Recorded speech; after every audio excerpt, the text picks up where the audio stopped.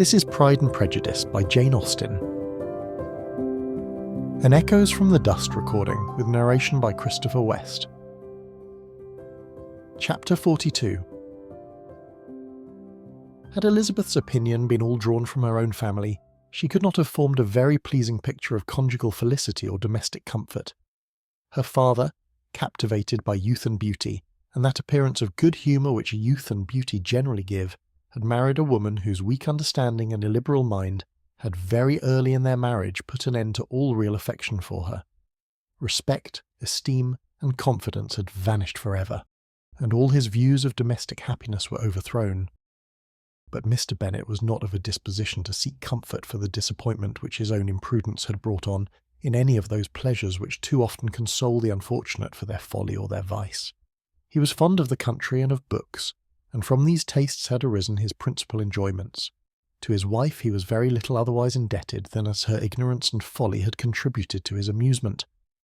This is not the sort of happiness which a man would in general wish to owe to his wife. But where other powers of entertainment are wanting, the true philosopher will derive benefit from such as are given. Elizabeth, however, had never been blind to the impropriety of her father's behaviour as a husband.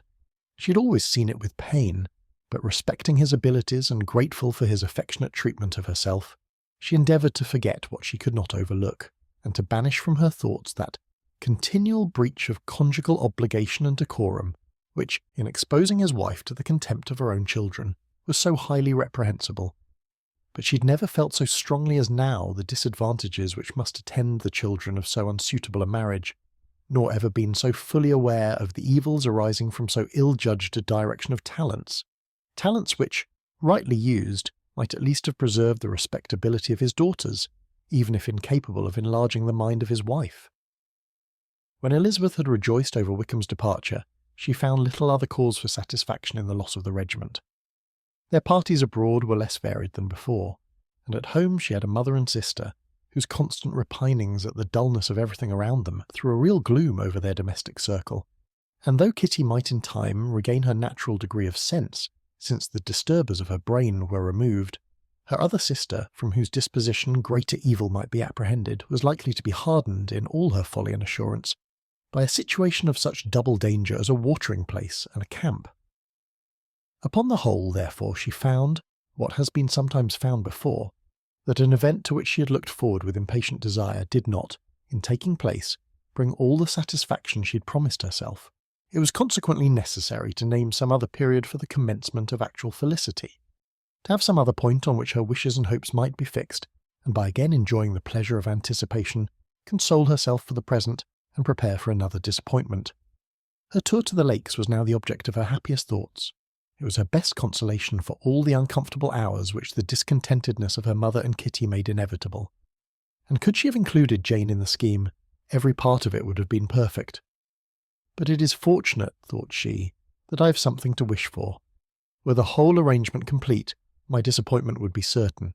But here, by carrying with me one ceaseless source of regret in my sister's absence, I may reasonably hope to have all my expectations of pleasure realized. A scheme of which every part promises delight can never be successful, and general disappointment is only warded off by the defence of some little peculiar vexation. When Lydia went away, she promised to write very often and very minutely to her mother and Kitty, but her letters were always long expected, and always very short. Those to her mother contained little else than that they were just returned from the library, where such and such officers had attended them, and where she had seen such beautiful ornaments as made her quite wild, that she had a new gown or a new parasol, which she would have described more fully, but was obliged to leave off in a violent hurry, as Mrs. Forster called her, and they were going to the camp, and from her correspondence with her sister there was still less to be learnt, for her letters to Kitty, though rather longer, were much too full of lines under the words to be made public.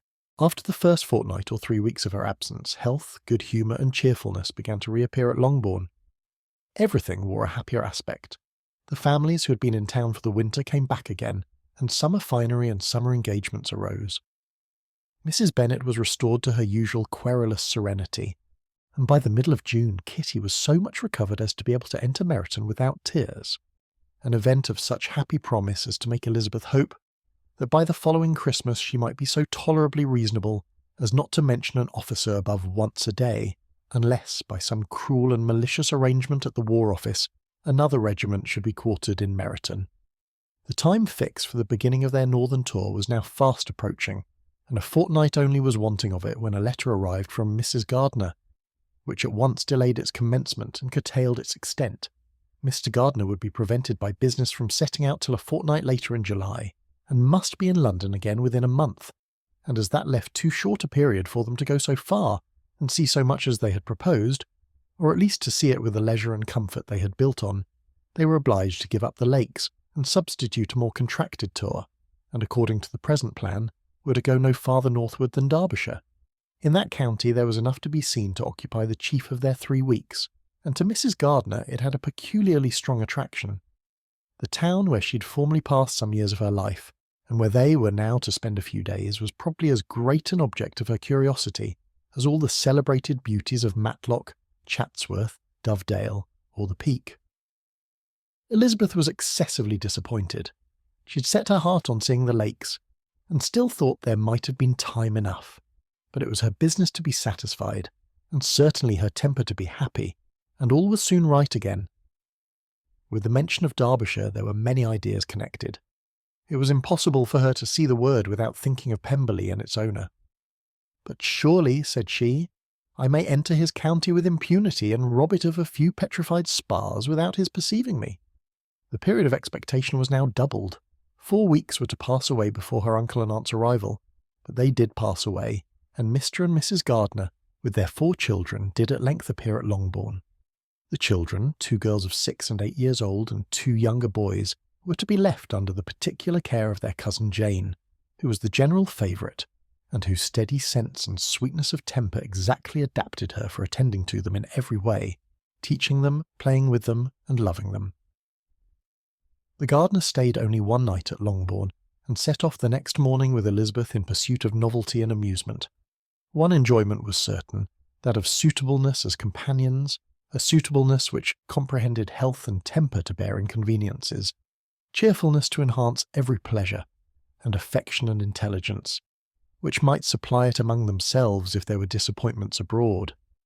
It is not the object of this work to give a description of Derbyshire, nor of any of the remarkable places through which their route thither lay.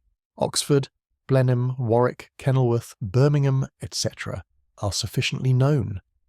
A small part of Derbyshire is all the present concern. To the little town of Lambton, the scene of Mrs. Gardiner's former residence, and where she had lately learned that some acquaintance still remained, they bent their steps, after having seen all the principal wonders of the country. And within 5 miles of Lambton, Elizabeth found from her aunt that Pemberley was situated. It was not in their direct road, nor more than a mile or 2 out of it. In talking over their route the evening before, Mrs. Gardiner expressed an inclination to see the place again. Mr. Gardiner declared his willingness, and Elizabeth was applied to for her approbation. "My love, should not you like to see a place of which you have heard so much?" said her aunt. "A place, too, with which so many of your acquaintance are connected. Wickham passed all his youth there, you know." Elizabeth was distressed. She felt that she had no business at Pemberley, and was obliged to assume a disinclination for seeing it. She must own that she was tired of great houses. After going over so many, she really had no pleasure in fine carpets or satin curtains. Mrs. Gardiner abused her stupidity. "If it were merely a fine house richly furnished," said she, "I should not care about it myself. But the grounds are delightful. They have some of the finest woods in the country." Elizabeth said no more, but her mind could not acquiesce. The possibility of meeting Mr. Darcy while viewing the place instantly occurred. It would be dreadful. She blushed at the very idea, and thought it would be better to speak openly to her aunt than to run such a risk.